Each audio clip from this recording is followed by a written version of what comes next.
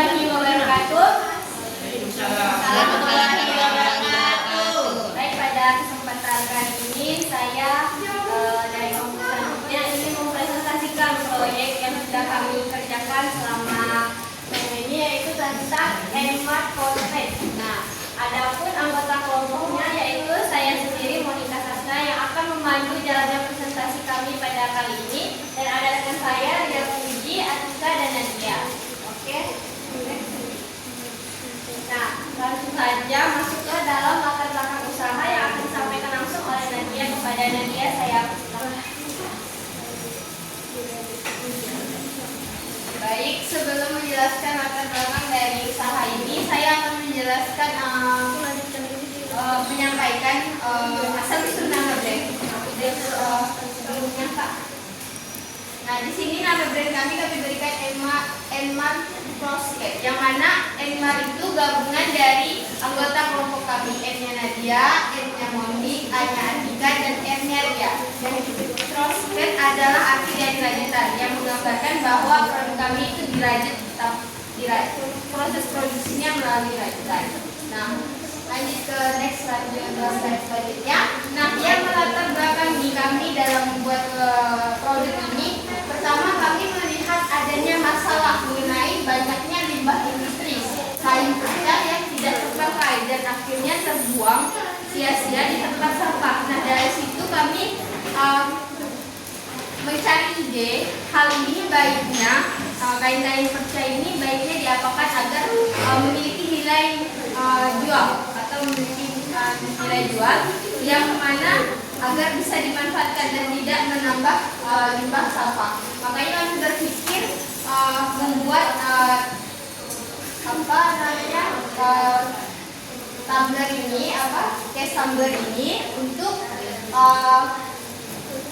mengurangi limbah industri. Nah, memang di beberapa tempat di Pontianak ini memang sudah ada yang membuat produk yang sama seperti kami. Tapi kami tekankan pembedaannya di sini ialah produk kami menggunakan benang yang dibuat sebelumnya dari pakaian atau kain perca yang tidak digunakan lagi. Sedangkan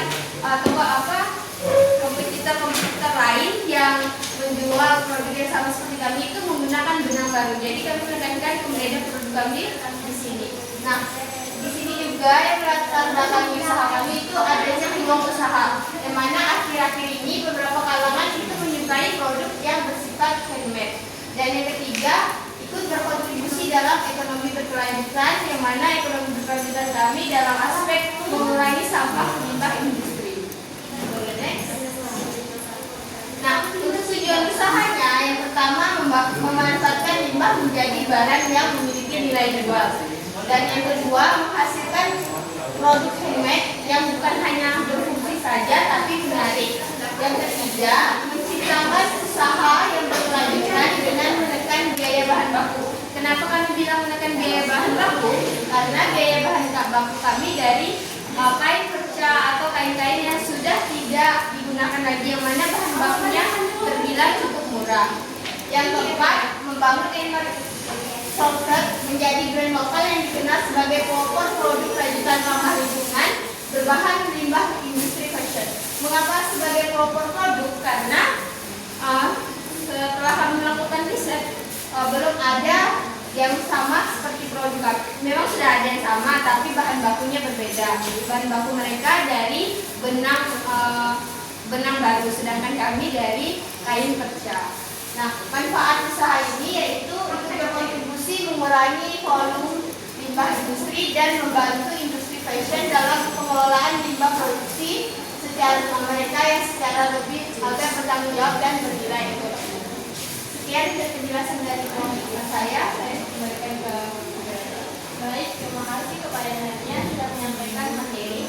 Nah, selanjutnya yaitu analisis SWOT, yang dimana kami menganalisis kekuatan, peluang, kekurangan, dan ancaman. Nah, untuk mengetahui analisis ini lebih dalam lagi, kepada dia saya persilakan untuk menyampaikan materi.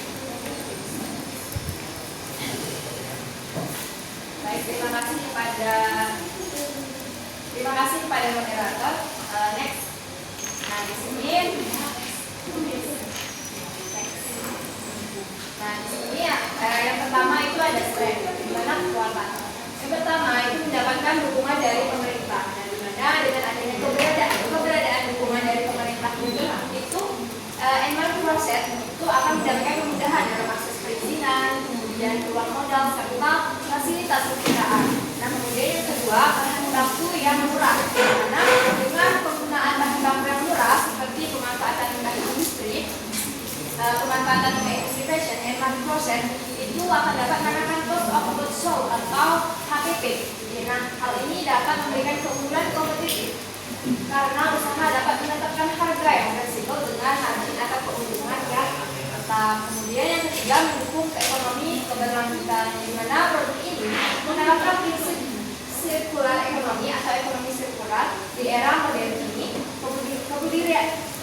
Kepedulian terhadap lingkungan bukan hanya sekedar tren, melainkan nilai tambah strategis yang meningkatkan citra merek atau brand image di mata konsumen. Selanjutnya ada weakness atau kekurangan. Yang pertama, menggunakan teknik rajin, di mana penggunaan usaha Enmar Profit ini yaitu menggunakan teknik rajin secara manual seperti kerajinan tangan. Nah, hal ini itu dapat menyulitkan usaha ini untuk mencapai economies of scale atau skala ekonomi jika ada lonjakan permintaan yang amat sangat melonjak. Nah, kemudian yang kedua, pemilihan bahan baku yang lama atau menggunakan bahan kimia. Nah, dalam proses produksi dan juga pemilihan bahan baku yang memakan waktu yang lama berpotensi dapat menghambat kegiatan produksi. Kemudian yang ketiga ada risiko plagiarisme atas produk, di mana produk rajutan ini sangat amat rentan terhadap plagiarisme desain karena belum adanya perlindungan hak kayak intelektual atau IP atau belum hak paten. Nah, tanpa adanya brand equity ini tanpa adanya brand equity yang kuat, kompetitor dapat dengan mudah meniru produk yang sama dengan Enmar Proses. Kemudian selanjutnya opportunity atau peluang. Pertama, ada kolaborasi dengan pemerintah. Nah, dengan adanya peluang kolaborasi eksternal dengan instansi pemerintah itu dapat membuka Enmar Profit untuk diintegrasi ke dalam ekosistem UMKM binaan, keikutsertaan dalam pameran dagang nasional hingga akses ke program digitalisasi dari kementerian terkait. Kemudian yang kedua, penggunaan media sosial untuk pemasaran. Nah, dengan adanya pemanfaatan media sosial ini sebagai media untuk promosi, usaha Enmar Profit juga memungkinkan untuk memotong rantai distribusi yang panjang. Kemudian yang ketiga, tren global gaya hidup berkelanjutan. Nah, dengan tren global gaya hidup yang berkelanjutan ini, Enmar Profit juga dapat menciptakan segmentasi pasar baru dengan konsumen yang rela membayar lebih mahal untuk produk-produk yang memiliki narasi penyelamatan lingkungan. Dan ketiga, peluang pasar ini memiliki loyalitas yang relatif tinggi. Dan next, yang terakhir ada threat atau ancaman. Pertama, kompetitor yang memiliki produk yang sama. Nah, dengan keberadaan kompetitor dengan produk serupa, menciptakan persaingan yang ketat jika kompetitor tersebut mampu memproduksi massal dengan mesin. Nah, usaha rajut manual ini terancam akan mengalami penurunan dalam efisiensi waktu dan juga harga pasar. Nah, kemudian yang terakhir, daya beli masyarakat dapat menurun saat ekonomi melemah karena bukan produk primer. Nah, dengan produk kerajinan fashion rajutan ini, Enmar Proses umumnya dikategorikan sebagai barang sekunder ataupun tersier, bukan non primer. Nah, berdasarkan teori ekonomi makro, ketika terjadi inflasi atau penurunan daya beli masyarakat akibat lesunya kondisi ekonomi, konsumen akan memprioritaskan kebutuhan pokok. Nah, akibatnya permintaan terhadap produksi ini bersifat elastis, sangat rentan mengalami penurunan penjualan secara signifikan. Mungkin sekian analisis yang saya sampaikan. Saya kembalikan kepada moderator. Baik, terima kasih kepada Rida yang telah menyampaikan analisis SWOT. Nah, tadi sudah disampaikan analisis SWOT-nya. Terus sekarang lanjut kepada strategi untuk keberlanjutan setelah kami menganalisis SWOT tersebut. Adapun WO strategi yang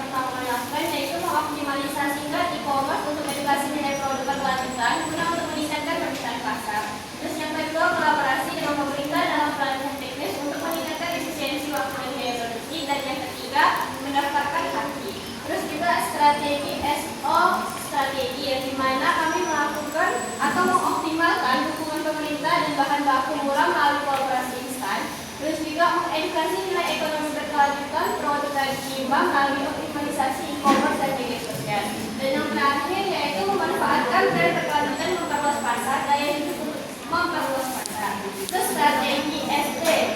Nah, kami menonjolkan nilai handmade dari produk kami dan eco-friendly sebagai keunggulan kompetitif terhadap produk lokal. Terus juga memanfaatkan pameran dan promosi UMKM untuk memperkuat citra merek kita. Terus memperkuat identitas produk berkelanjutan guna menjaga loyalitas segmen pasar sadar lingkungan. Terus strategi WT strategi yaitu kita menetapkan harga kompetitif dan variasi produk untuk menyiapkan hiburan daya beli. Terus mendaftarkan HACCP dan watermark desain untuk mencegah plagiarisme. Dan yang terakhir strategi ke-8 yaitu menyusun SOP pemilihan bahan baku untuk menekan biaya operasional. Next. Oke, untuk tahap kegiatan yang kami lakukan selama kami berdiskusi dan menjalankan usaha ini dalam membuat usaha ini akan disampaikan oleh Atura.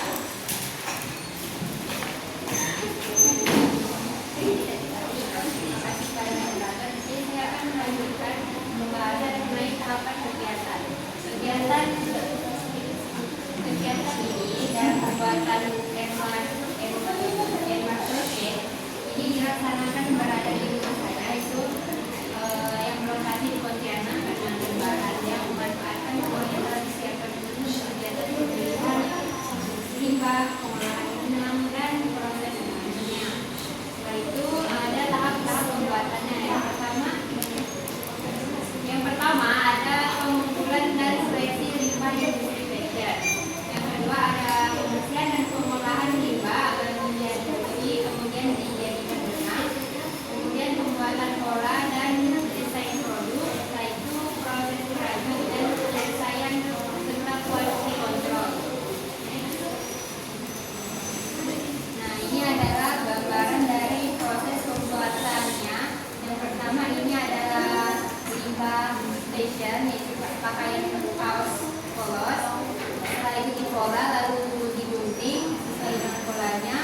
Kemudian kan ini masih polos, kemudian ditarik seperti menjadi benang, itu menjadi gulungan kain. Ini hasil akhirnya setelah pembuatan prosesnya. Nah, ini merupakan kemasan dari produk kami Enmark Proses, yang mana kami menggunakan paper bag.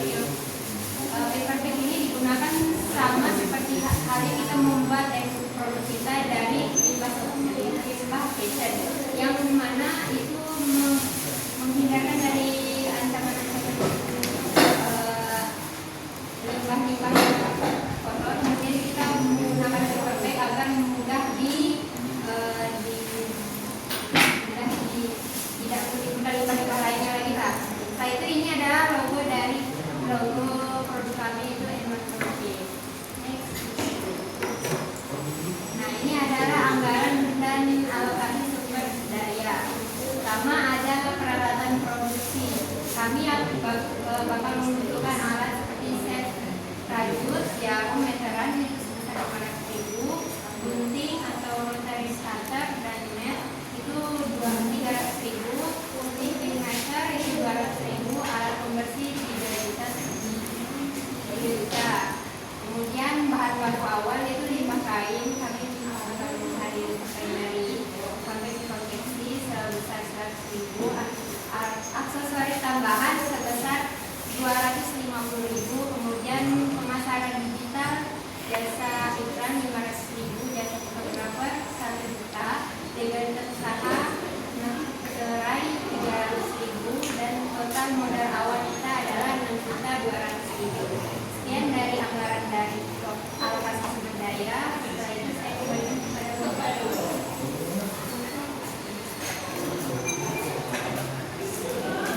Baik, di sini kami akan menunjukkan bahwa inilah salah satu sampel dari produk kami, yaitu Pestabler, yang mana ini benar-benar dibuat dari benang, dari bahan baju industri atau bahan baku yang sudah tidak, dari limbah industri yang sudah tidak terpakai, kemudian diolah menjadi benang, setelah dibenang baru dirajut.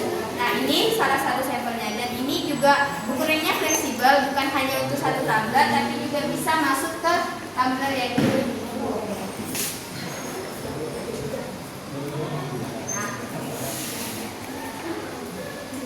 Nah, ini dia jadinya. Jadi dia ukurannya fleksibel, bisa di tumbler yang berukuran agak kecil dan lumayan. Nah, baik, mungkin itu saja presentasi yang kami paparkan pada kesempatan kali ini. Kurang lebihnya kami mohon maaf. Semoga usaha ini menjadi inovasi atau ide-ide bisnis kepada pemerintah lain dalam mengusahakan atau mengurangi limbah-limbah yang ada di sekitar kita. Mungkin itu saja. Saya akhiri. Wassalamualaikum warahmatullahi wabarakatuh.